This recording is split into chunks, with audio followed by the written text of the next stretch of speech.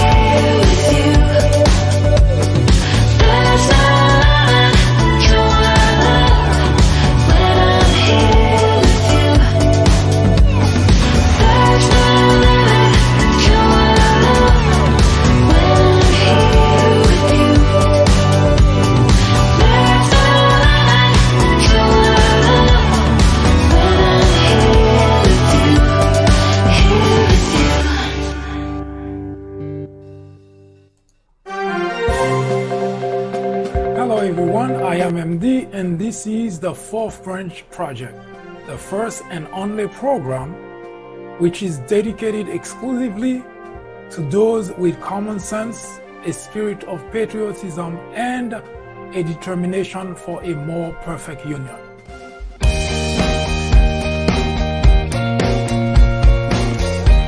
Welcome to the Fourth Branch program. Glad you can make it. I am MD. This program is dedicated exclusively for those with common sense, a spirit of patriotism, and a determination for a more perfect union. Stay tuned as we begin the discussion of a very important, interesting, and enlightening topic. Hope to hear from you soon. Happy listening.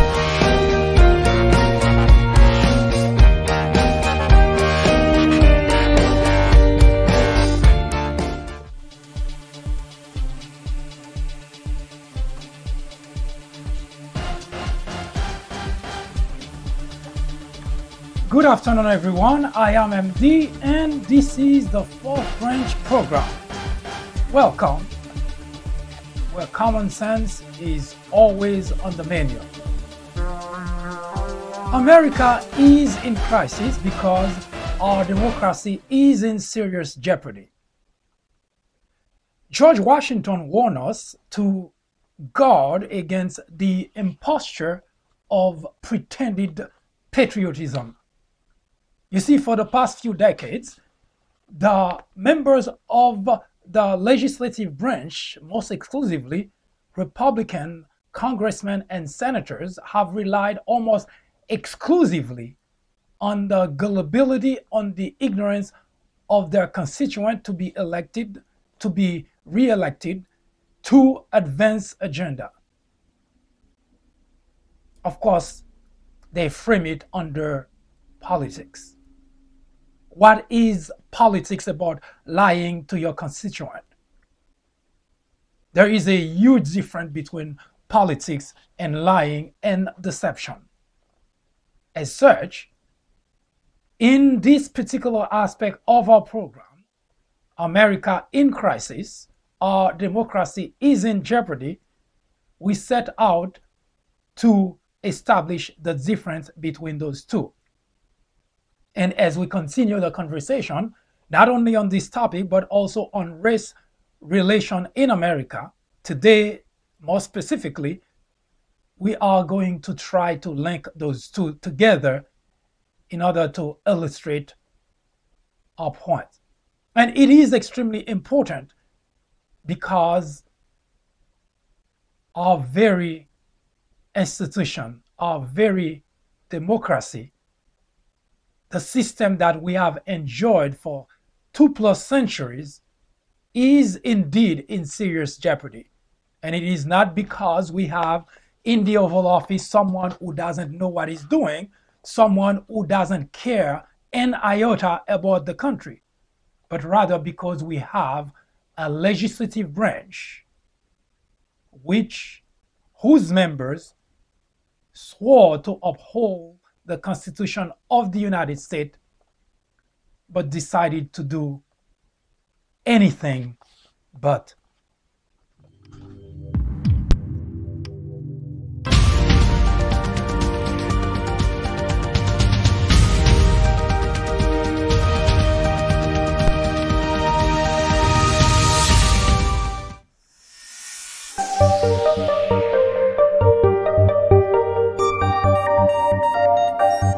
In October of 1962, a gentleman by the name of Nelson Mandela was arrested and thrown in jail. It was supposed to be for a period of 4 years, 5 years maximum. Now, Nelson Mandela was fighting against apartheid, which is a system of discrimination in Africa, exclusively against blacks. He was accused of everything in the book. He was sent to Robben Island, an isolated island in South Africa, where he would take boat transportation to get there and to come back to the mainland. A way to say those people are definitely out of society. We're not here to talk to you about South Africa or Nelson Mandela, but it is important to point out this particular aspect of history in order to understand what we are about to say in terms of our democracy and in terms of race relation in America.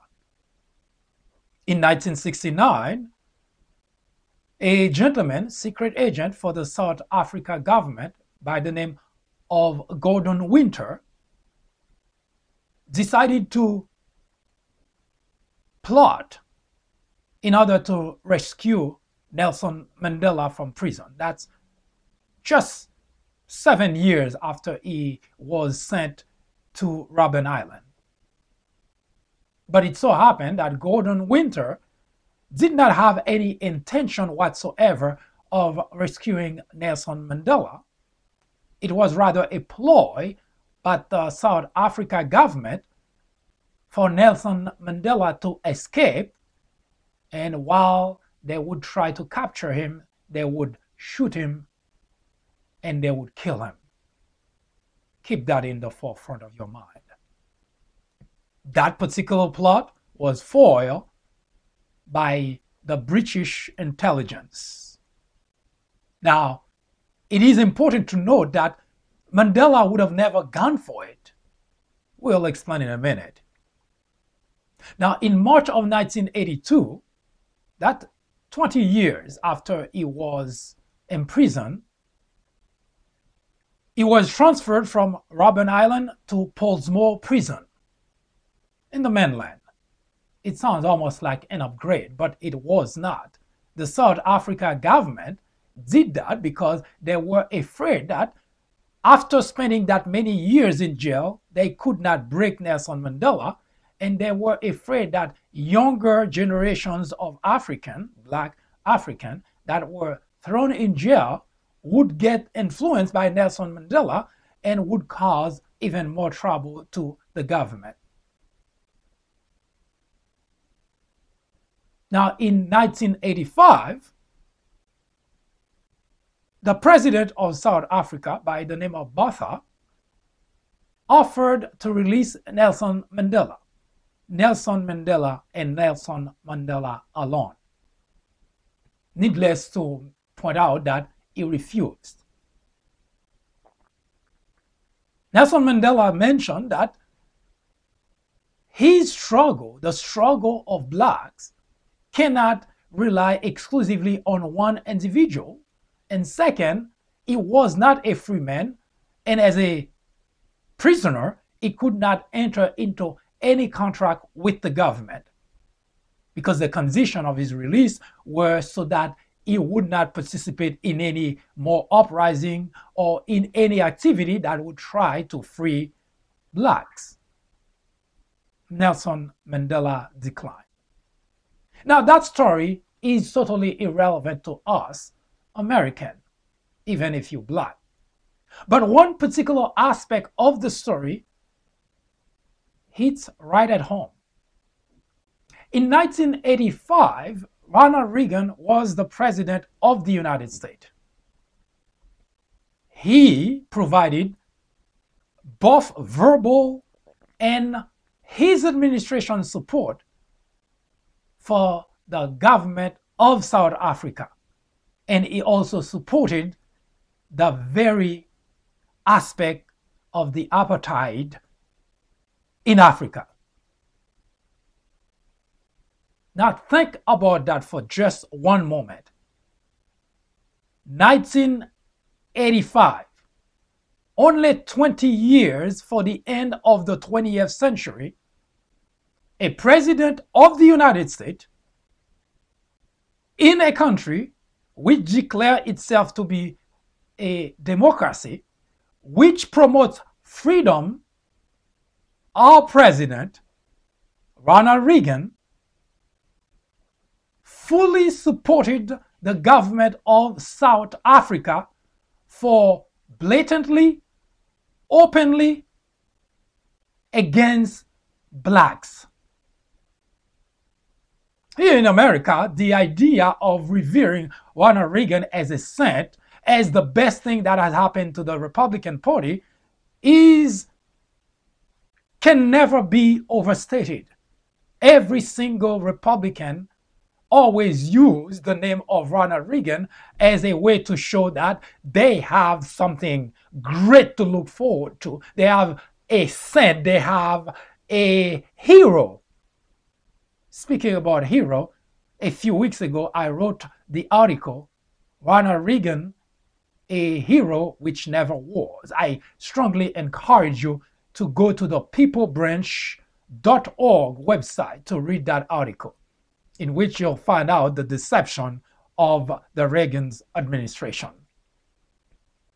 Now, the Republican Party revered Ronald Reagan as the only thing, the best thing that has happened to the Republican Party or even to the country. They see him as a hero. Many books written about Ronald Reagan. He has the highest spot in the Republican circle. But that's all there is to it. Only in the Republican circle. Historians never put Ronald Reagan as a great president. He's considered just an average president. But that aside, in the midst of the 20th century, at the end of the 20th century, a president of the United States, someone that's revered by the Republicans, gave not just verbal support, but the support of his administration, meaning the United States of America, fully supported racism in South Africa. This is not me making that up. It's documented. It's historically documented. Yes, Ronald Reagan, the revered president by the Republican, his administration fully supported racism in South Africa at the end of the 20th century. But enough of Ronald Reagan. You know, that's in the past. We don't think those things exist anymore. Just yesterday, the Republican Party just did some sort of ceremony to strip Steve King of any role he has as member or chairman of the committees. Because, well, revelation, Steve King is racist. It was window dressing, obviously. But we can wait and see whether there is some sort of conversion within the Republican Party, because as mentioned before in this very program, that just a few months ago, Mitch McConnell, Senate Majority Leader, proposed to put on the federal bench a judge who is openly racist. That was just a few months ago. Now, the Republicans, through a well-promoted ceremony, said, this is not something we can accept in our country. A racist in our midst. That was a nice symbol, mind you, but is it a new page in the Republican Party? Have the members of the Republican Party finally realized that the party as a whole has been promoting, nurturing, condoning racism? From the president to the janitor in the Republican Party, they promote, condone, and nurture racism. And they have, of course, a network which help with the process. So what exactly happened? Is it a change of heart? Would be well welcome. It would be well received. Or is it just one of those ceremonies that's going to be used later on as a form of propaganda for the Republican to say, see, we are not racist. Steve King has been a congressman since 2003, representing the 5th District of Iowa. And he has never hidden his true self. He has always been racist. Everything that comes out of his mouth is racist. He never hides. So what exactly happened? From 2003, he has been re-elected and re-elected, re-elected as a racist. The Republican Party, both legislators, congressmen, and the Republican constituent are okay with racism. They accept it, they embrace it, they condone it, they nurture it, they promote it. We have, as of our talking, the President of the United States who is unequivocally a racist. And they are supported, defended by the Republicans, congressmen and senators. We can only hope that this new move by the Republicans in Washington is a new page for a new party. We can only hope. Because for decades now, it is no secret that blacks in general are not necessarily welcome in the Republican Party. Now, anybody can argue that fact. But Republicans for decades have been passing legislation which are overwhelmingly bad for the black community. Laws have been passed. Everything that has been done by Republicans in general, whether it's a governor, a mayor, or the legislators in Washington or in their respective states, have been mostly detrimental to blacks. Yes, they can speak about not being racist because it's easy to say, oh, I'm not racist. And in fact, I already mentioned that right here in this program that many, if you ask the question, except for the white nationalists and the white supremacists, would deny having anything to do with being racist. And yet, racism is widespread in the United States of America. How do you reconcile those two? If everybody that you talk to deny being racist, and yet racism is widespread in the United States, that doesn't jive. The logic, there is no logic there. And common sense would tell you something is terribly wrong with that picture.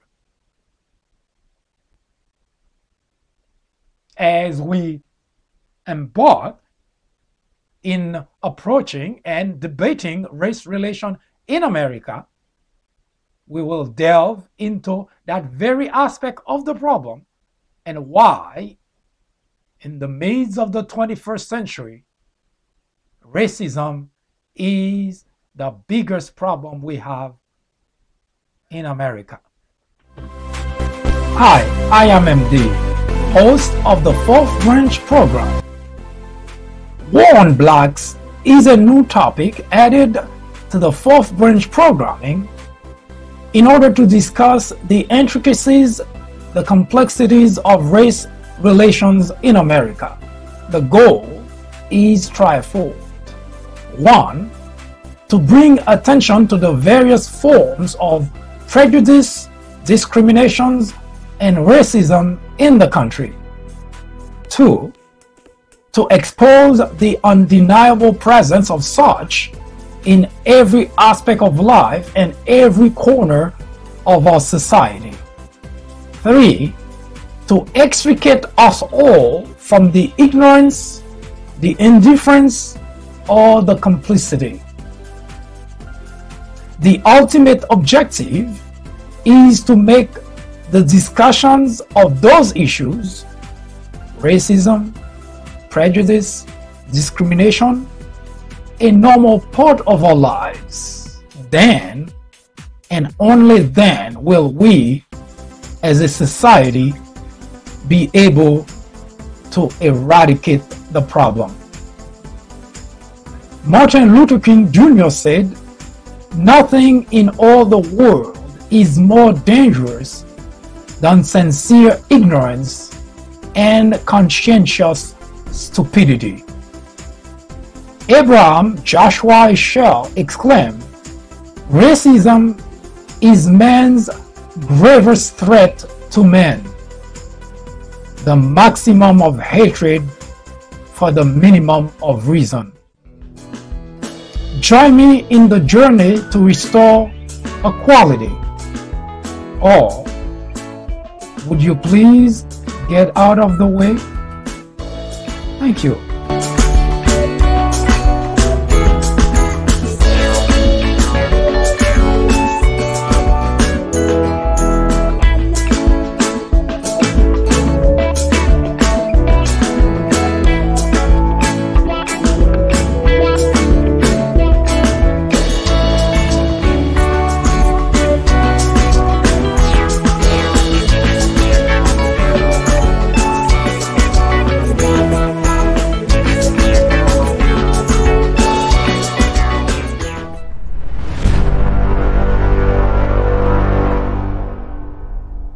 Why is it important to solve racism?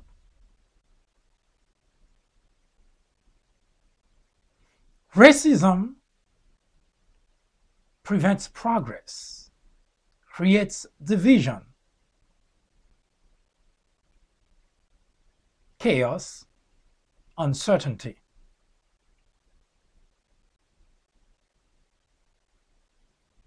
Tyson Fury said that racism is a sign of ignorance.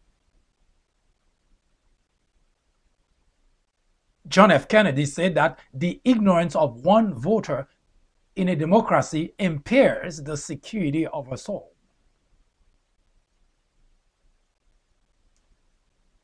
So racism sprang from ignorance, and ignorance is a threat to our democracy. In other words, one can say ignorance is a matter of national security. There are three major factors that must be accounted for, taken into consideration in order to solve this very serious problem. One, the problem must be acknowledged, identified. It must be understood, and the concerned parties must communicate. Now, we already established that there is the level of acknowledgement varies between various groups in the country. Even within the white community, that level of acknowledgement is not the same. It varies, and that's already a problem. Now, no one is born racist. No one. There is no study that shows that you have a gene that makes you racist. At least so far, there is no such revelation. The scientific community has not seen, has not found yet something in our DNA that says if you are born with this type of DNA, you are prone to be racist. So, for all purpose of conversation, we are going to abide by what we know today. No one is born racist. And yet, racism is widespread in America. So one must ask the very obvious question: how did that happen? How did we get here? In the introduction, I showed you that it's not something that just a few people or people at the bottom or just a constituent do. Those people who have occupied very high posts, important posts in our government, including presidents, have practiced, nurtured, encouraged, condoned racism. And watch every presidential election, you'll hear candidate for president in the Republican circle, exclusively in the Republican circle, making reference to going back to that time, make America great. It's a code for blacks not included let's push blacks on the side.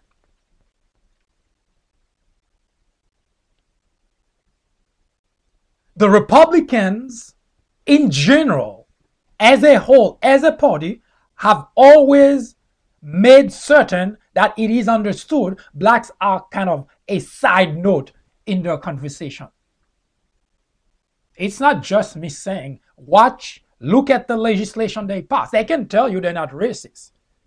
Anybody can tell you, I'm not racist, I don't have any problem with blacks. It's easy to say because, well, what does it cost? But it is in the actions. Now, take a look at legislations passed by Republicans and tell me why would anyone who is not racist decide to pass legislation that are overwhelmingly detrimental to a group, blacks.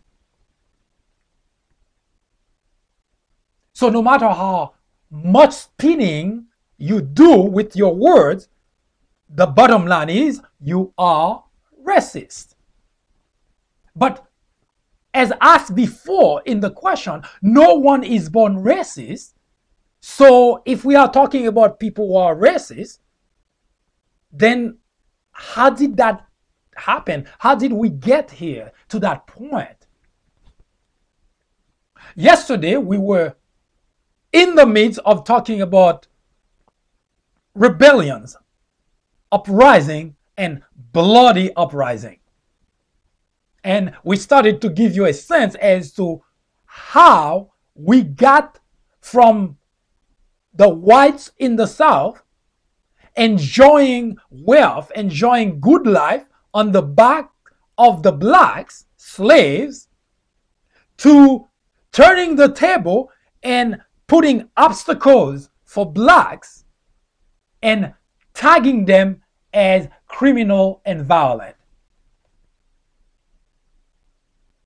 We're going to get through this story, but now we are in the process of explaining how that works from one point to the other. As mentioned before, we're not here to talk about slavery in general. We're not here to talk about the rebellion in general, but to take aspect of that era in our history to show as to how we're moving into the predicament we're in today, which is racism, discrimination in America.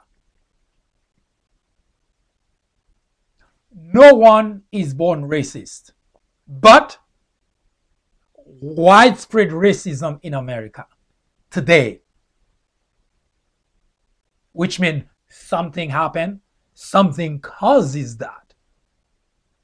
And there seems to be a movement, or if you want, a campaign to keep that alive.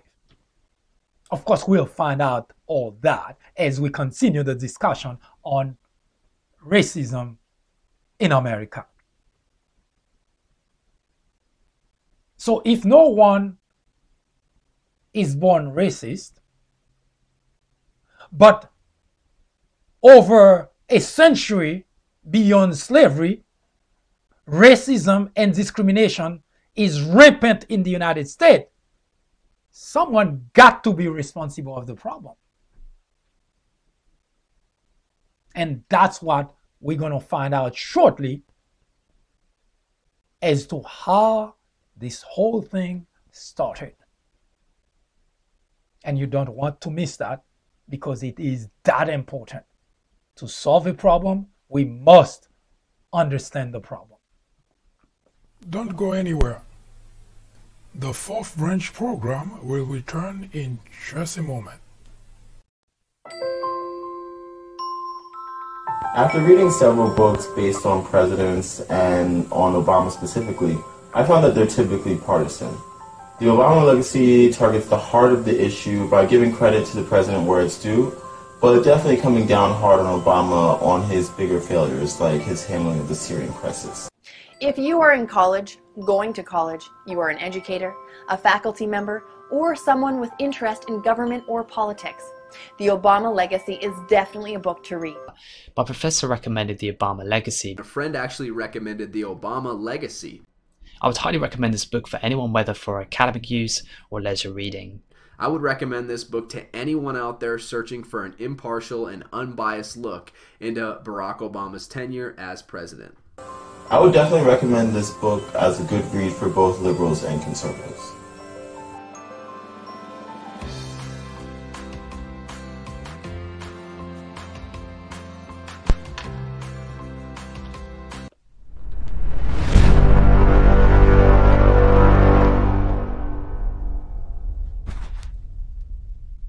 In general,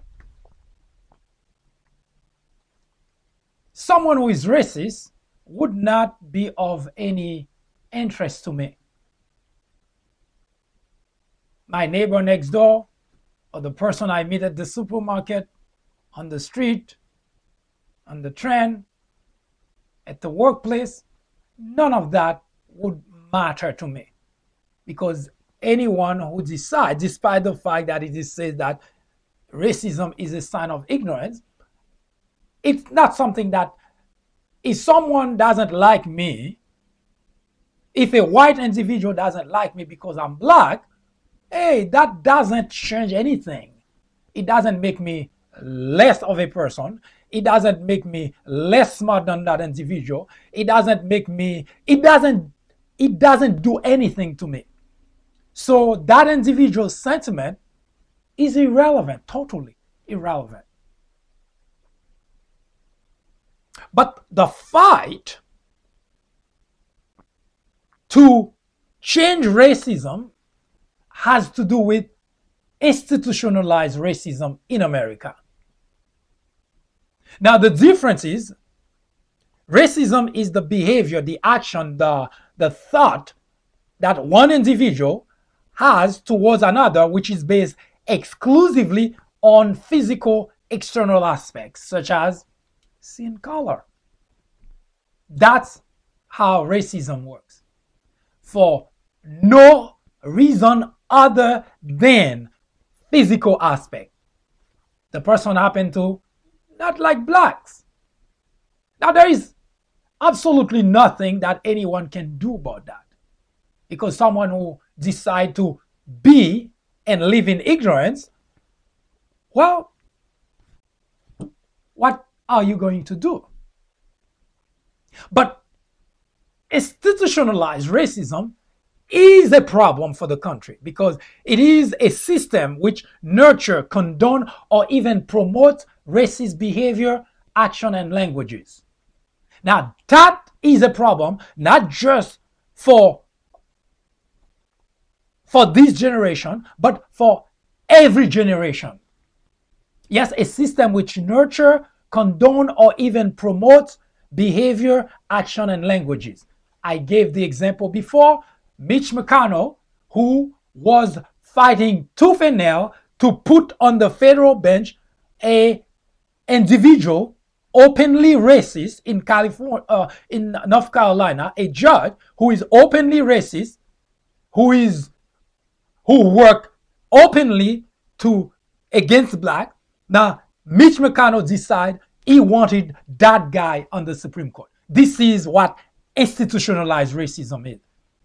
You put in place individuals who have views, and those views can easily be enforced, be practiced, be implemented in different aspects of society. Thus, institutionalized racism. So the individual, Mitch McConnell, who knowingly decided to do that, cannot come and say, I'm not racist. Yes, actually I take that back. He can say, I'm not racist, but he is racist. Because his actions, and that's what determine what anybody is, not what they say, because anyone can say anything.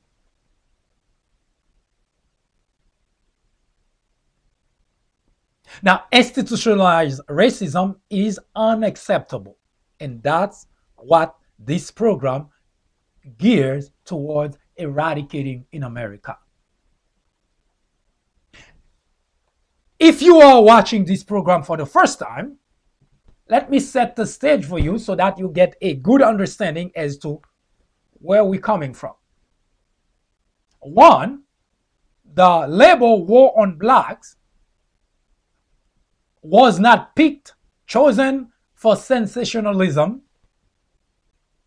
was chosen because it's supposed to provide information on the fly. Or war suggests casualties. And what war on blacks suggests, that there have been casualties on that war. Whether it's physical casualties, emotional casualties, psychological casualties, financial casualties, there have been plenty of casualties on the black side. Now, we also acknowledge, number one, that there are two groups, two very distinct groups of whites in the country. Those who are racist and who discriminate, and those who are not racist who do not discriminate. We also acknowledge that the fact that you, if you are a white individual, you do not have anything directly to do with slavery and what happened beyond slavery. And the reason is because obviously you weren't there, you weren't born yet. So those two are used as basis in our conversation. But we said before, and we'll continue to say it until the end of time, that if you are a descendant of slave owners, then you are indirectly responsible for the predicament that we are talking today. And the reason I say indirectly is because you weren't there, you weren't around when your ancestors were torturing, mistreating, branding blacks, enslaving them, getting them to work 18 hours a day, beating them until they bled. You weren't there. That's why you wash your hand and say, I have nothing to do with that.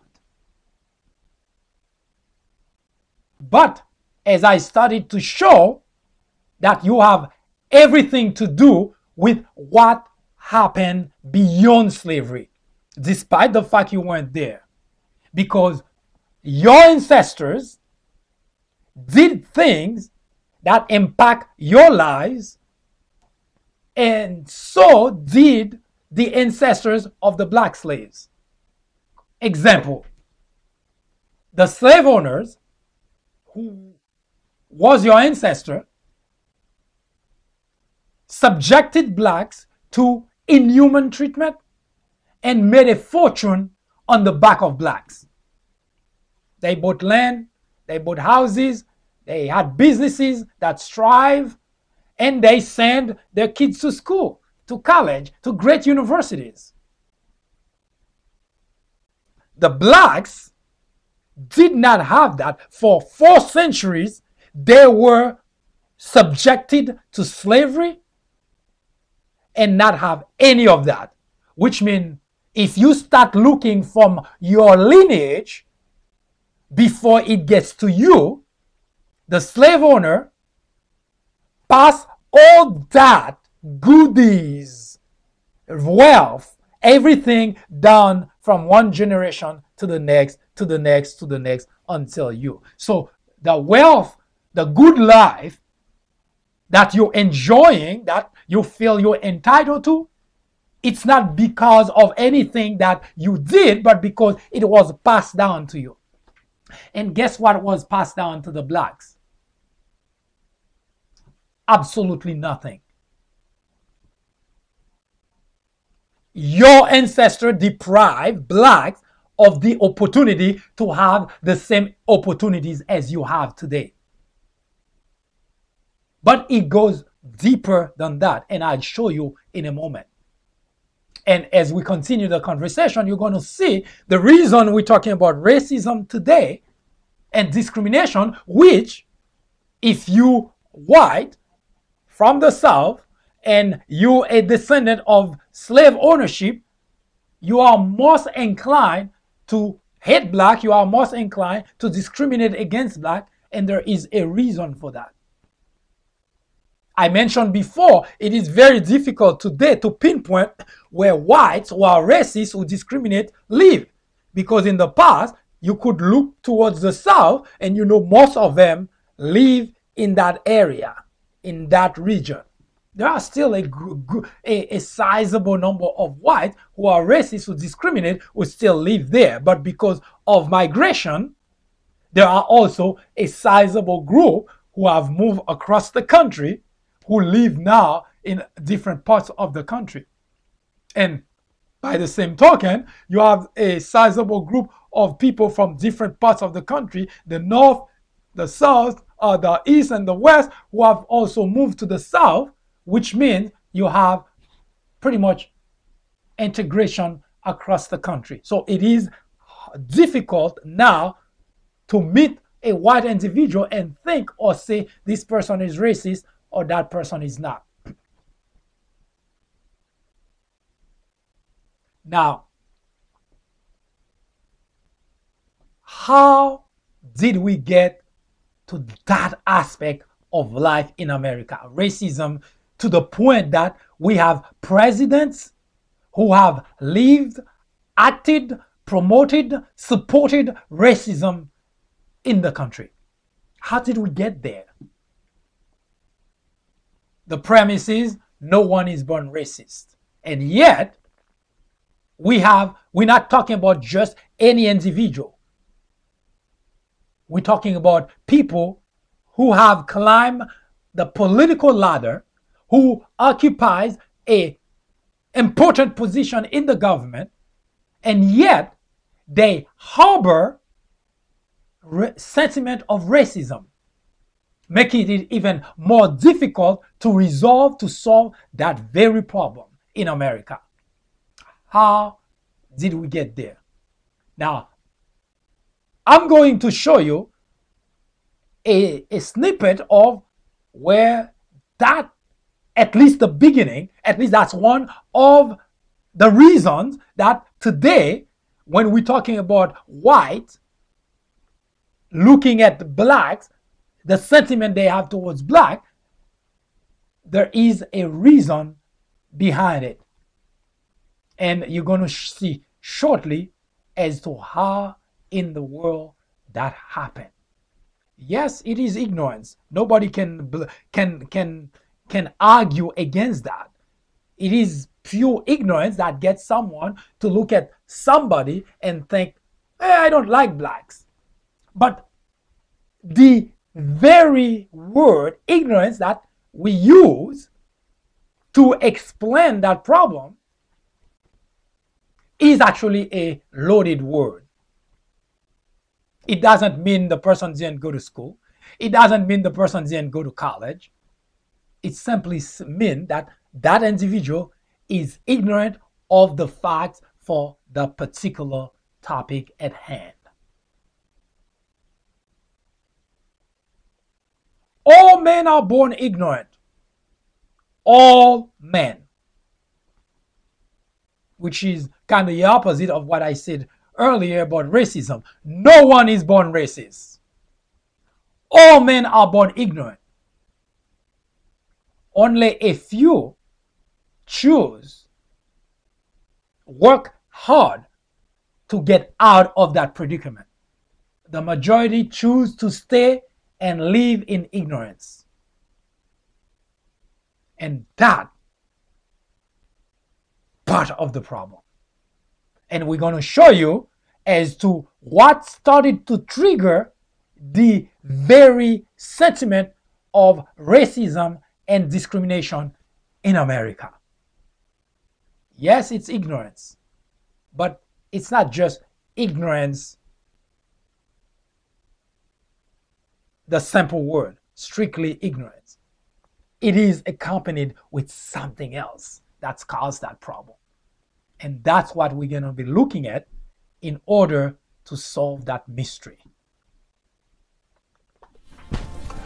In 1996, a small network by the name of Fox News was launched with just 17 million viewers. Today, with over 100 million people watching regularly, Fox has become the greatest threat to our democracy, constantly bombarding the airways with false information, distortion of facts, and outright lies, presenting to its audience as news. Fox has created an army of blissful ignorance. According to a recent survey, 82% of Fox viewers are ignorant of facts and the truth. To keep millions of people in ignorance not only prevents democracy from flourishing, but it also clears the path to authoritarianism, to dictatorship. Martin Luther King Jr. said, "Nothing in all the world is more dangerous than sincere ignorance and conscientious stupidity." Let me finish by saying that democracy cannot survive in an environment where truth and facts do not matter. At Fox, truth and facts do not matter. Indeed, democracy in America is in jeopardy. It is a crisis the country can no longer ignore.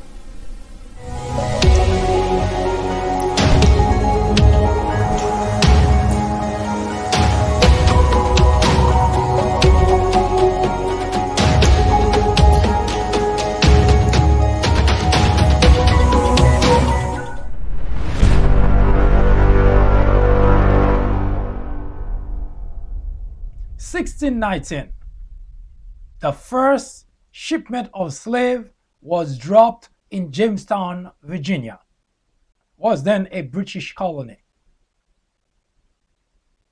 Now, a number of people who have tried to blame the victims kept asking the question, why did the blacks not escape slavery? Since once the blacks realized that the reason for their capture is to enslave them, they have been fighting against that predicament. Many have died. Many have tried to organize to end slavery, and many lives have been lost. Blacks' life, that is.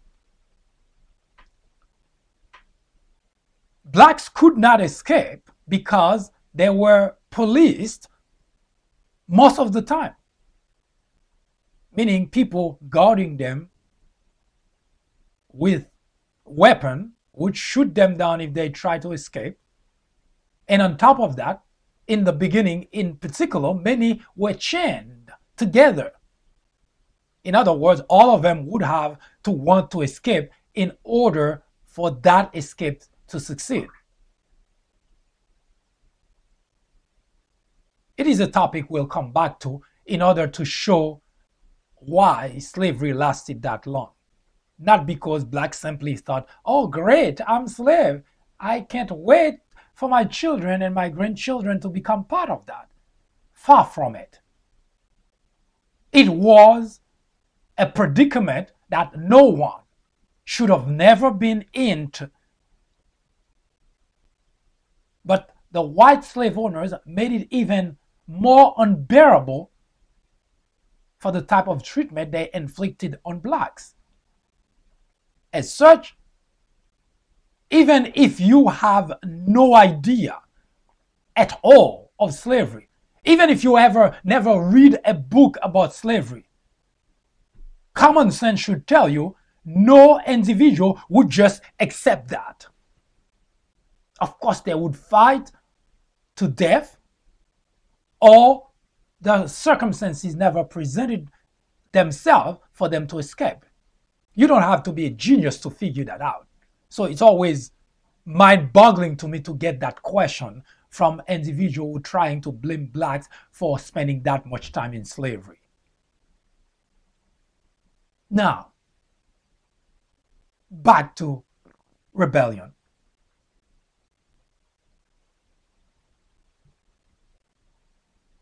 In 1775, a gentleman by the name of Gabriel Prosser was born a slave.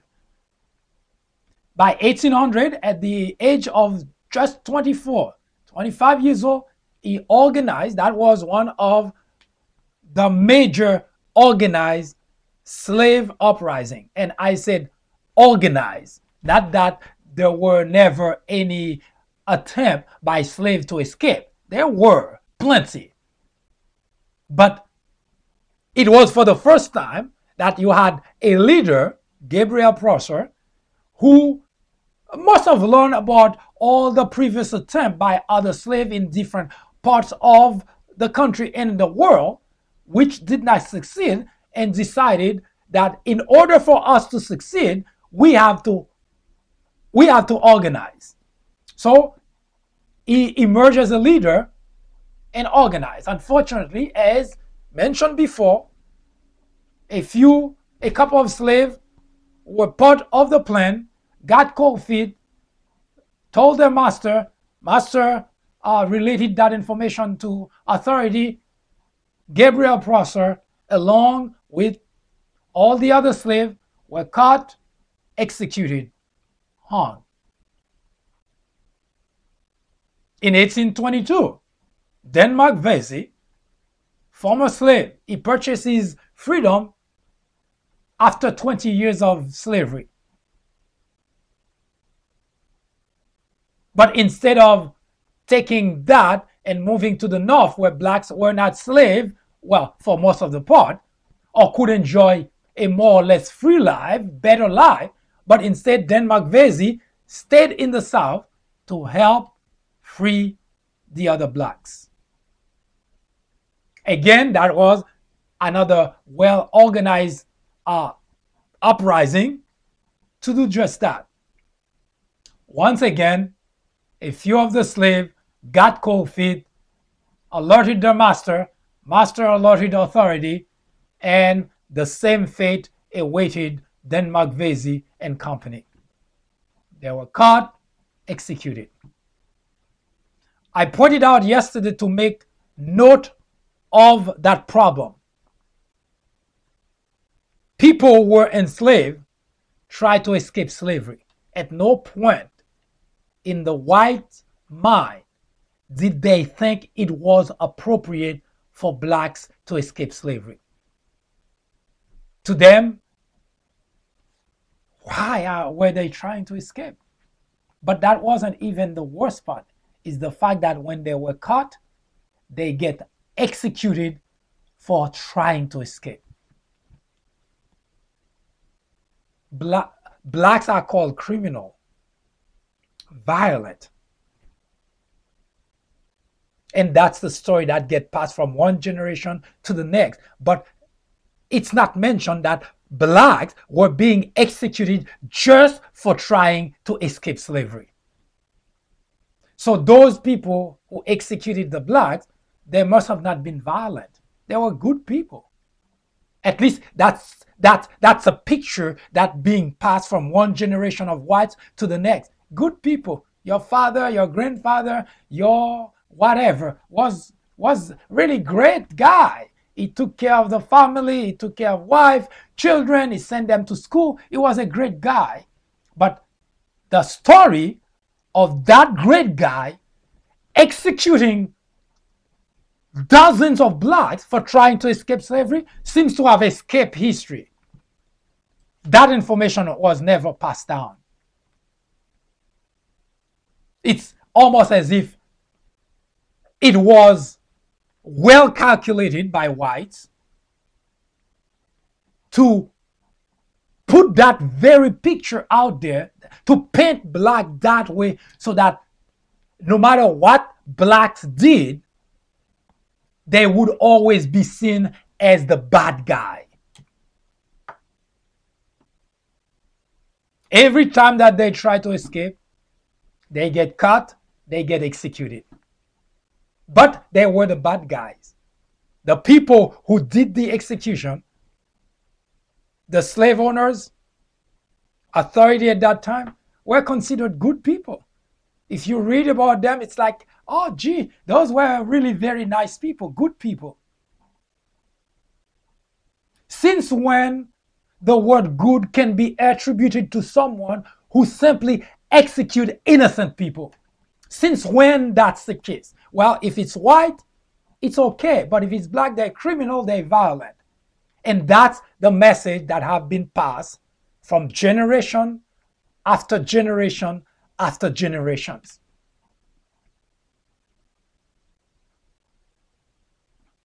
Now, after Gabriel Prosser, Denmark Vesey, now Nat Turner,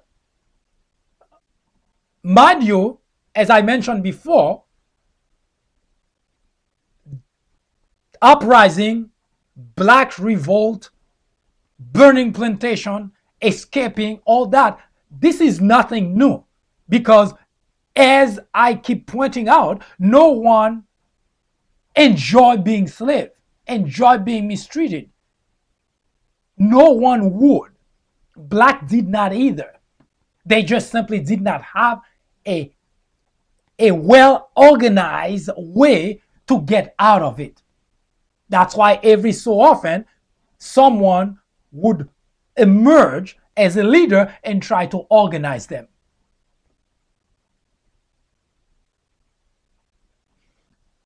Now,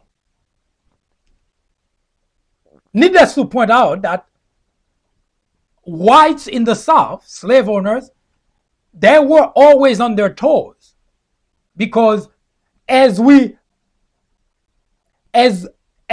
approaching going over 100 centuries of slavery, it became more and more frequent. The uprising, the revolt became more and more frequent. So white slave owners, they never get that message into their minds, because all they were interested in is enslave blacks, punish them, get them to work 18 hours, beat them until they bled, rarely even give them food, enough food, so that to the point that they had to steal from what they were making. And by the way, that's another reason white, especially in the South, kept labeling blacks as thieves. It's something that passed from their slave ownership lineage to explain blacks. They starved blacks to death while they were slaving 18 hours in the field. So if they take something to eat, they call it stealing. And on top of that, if those blacks get caught, they put someplace and get starved to death. Those stories are simply pushed on the side, because the people that were doing that, the whites who were doing that, were, well, good people. But it's the blacks who were being harshly punished, mistreated. Those were the bad people. And this is a story that survived generations of whites. So you were told by your grandfather, by your father, who was told by his father, and so on. So slave ownership, the slave owner passed down information all the way to today and shape your sentiment towards black. No one is born racist. all men are born ignorant. You weren't born racist. You were born ignorant in terms of this type of information. You were born ignorant because the information that was passed to you happened to have been filtered. Your ancestor killed black slaves for trying to escape slavery, executed them. But the story you got, he was a good person. But the blacks, bad people. They trying to escape slavery, but they were the bad people. They're trying to escape harsh treatment, but they were the bad people. They trying to escape being beaten until they bled, but they were the bad people. You see how your sentiment being shaped by the stories being told to you by your ancestors, because they want you to have a story and they pass that story to you. That's why today you are racist, but you wash your hand, you have nothing to do with the plight of blacks in the country. But you do have everything to do with it. Now, after Gabriel Prosser and Denmark Vesey caught fleeing slavery, got executed, Nat Turner decided to use a different approach. And the approach was, yes, we're going to escape slavery, but we're going to kill those slave owners, the masters. One thing that wasn't going good for Nat Turner is it was not organized. That was. And the reason he mentioned in this aspect of the story is to give you a sense as to how Nat Turner approach not only different from the organizers, those who could organize, the leaders, but also to alert you to where whites are beginning to use labels on blacks. Nat Turner, contrary to his predecessors, decided we're going to escape slavery, but we're going to kill white slave owners and their families in the process. So the first thing that Nat Turner did, he killed John Travis, who was his owner, and the whole family. And the people, the slaves, who decided to go along with Nat Turner, did exactly the same thing too. They went and cleaned house.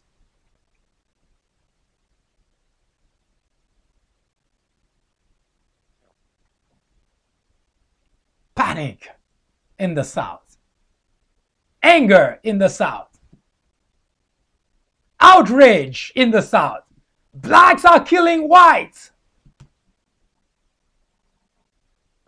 Isn't that something? Blacks killing white. That was the word sent by authority, by slave owners, to all slave owners in the near vicinity. Watch out, black slaves, they violent, they criminal, they killing whites. You see how the story changed? You see how it started shaping the world of whites? It never bothered them before that they were executing blacks for just trying to escape slavery. It was just okay. See, 30 slaves being executed, 50 slaves here, 30 slaves there, 75 for just trying to escape slavery. That was just fine because, you know, we were killing black slaves. Nat Turner decided, if I'm going to die when I got caught, which is really the predicament for slaves, whether they just try to escape or do something before they escape, when they get caught, they're going to be executed, hung. So Nat Turner said, why should I just go alone? Why can't I just take a few victims with me? White victim, that is. So he went and killed John Travis and family. Now, as I mentioned before, Nat Turner in particular, not so much the other slave who accompanied him, but Nat Turner in particular did not just kill John Travis and family just for the sake of killing.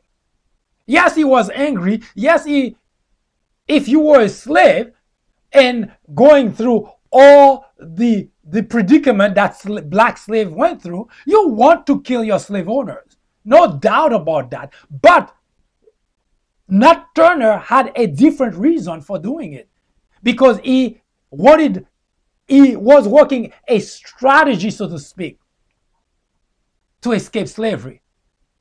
So John Travis' house was a strategic point of meeting, gathering, collecting of weapons, and so on. So he needed that place to do that. So while, yes, he would have killed them anyway, but there was a plan, there was a strategy to that, to justify that killing. But the story, nevertheless, was because Nat Turner was not really a leader. He had a vision, just like any inventor would come up with something, but do not really have the ability how to go about it. So he managed to get a few slaves with him who would go along with the idea, but he was no leader, because when the other slaves decided they too gonna go and kill their masters and family, Nat Turner either did not stop them, could not stop them. So that created chaos, because while Nat Turner was careful enough after he killed John Travis and family to hide their bodies so that he could use the premises, but the other slaves, when they went to do the killing of their own masters, they didn't even bother. They were pretty careless. So it was easy for other individuals in the area, in the neighborhood, to realize that something was going on. So before they even had a chance to go any further, authorities were alerted, and now they were on the run, disorganized. And eventually they were all caught and executed. 60 of them, including Nat Turner. But one thing survived, that survived up to today. Whites put a label on blacks. Blacks, criminal, violent, they killing whites. That label, that stigma began at those times and continue on. And as we explore other bloody uprising, which we will, and you're going to see that this is a conversation that's becoming commonplace in the South among whites, and unfortunately, which will be carried and survive up to today. Not just the conversation, but the sentiment, the behavior, and of course how whites interact with blacks. Hi, I am MD. host of the Fourth Branch program. War on Blacks is a new topic added to the Fourth Branch programming in order to discuss the intricacies, the complexities of race relations in America. The goal is threefold. 1. To bring attention to the various forms of prejudice, discriminations, and racism in the country. 2. To expose the undeniable presence of such in every aspect of life and every corner of our society. 3. To extricate us all from the ignorance, the indifference, or the complicity. The ultimate objective is to make the discussions of those issues, racism, prejudice, discrimination, a normal part of our lives. Then, and only then, will we, as a society, be able to eradicate the problem. Martin Luther King Jr. said, "Nothing in all the world is more dangerous than sincere ignorance and conscientious stupidity." Abraham Joshua Heschel exclaimed, "Racism is man's gravest threat to man, the maximum of hatred for the minimum of reason." Join me in the journey to restore equality. Or would you please get out of the way? Thank you.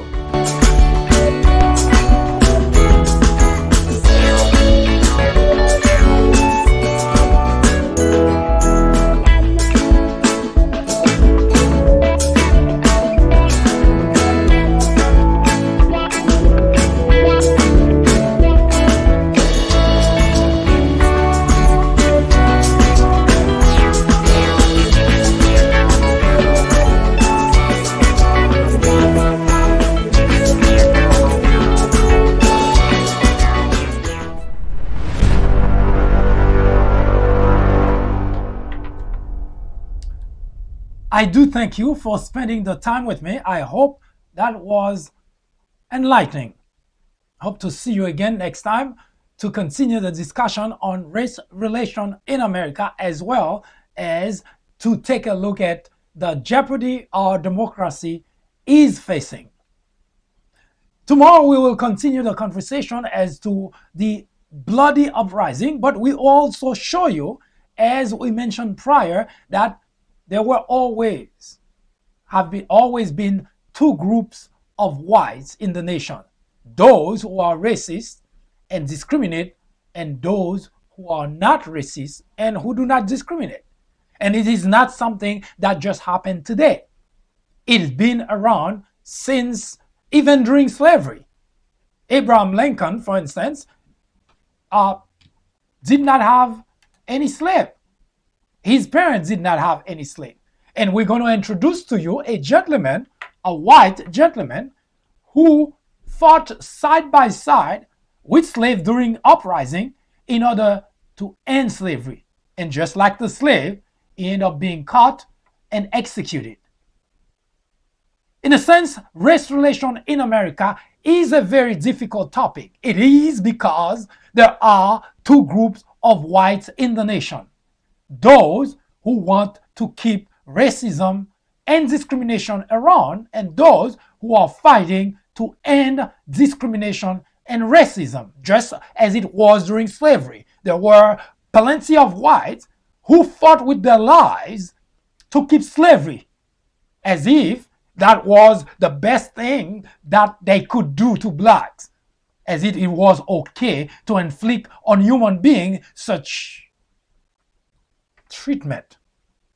But at the same time, there were plenty of whites who fought side by side with blacks in order to end slavery. As such, we understand that the fight to end racism, discrimination in America is not an easy fight.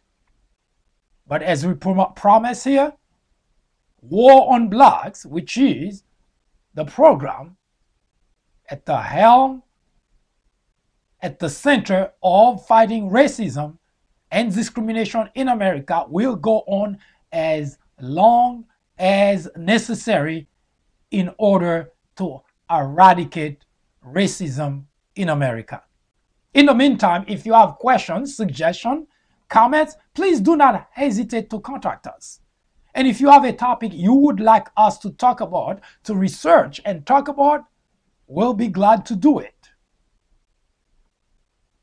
I do invite you to take a look at the People Branch YouTube channel, where we have all our previous presentation archived, so you can follow us in this exciting journey to end racism in America. I hope you have a wonderful afternoon.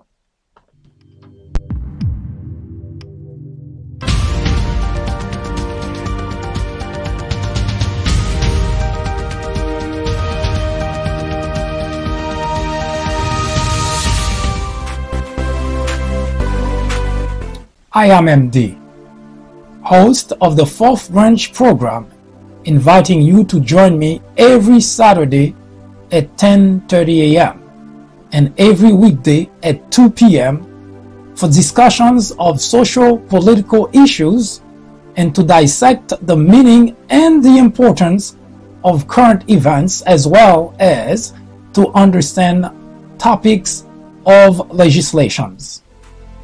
The Fourth Branch Project is not associated with any political party, and we at the Fourth Branch do not have any political agenda or aspiration. Our ultimate objective is to work towards achieving a more perfect union by removing ignorance, the biggest obstacle to our democracy. Join me on our next social media broadcast. See you then.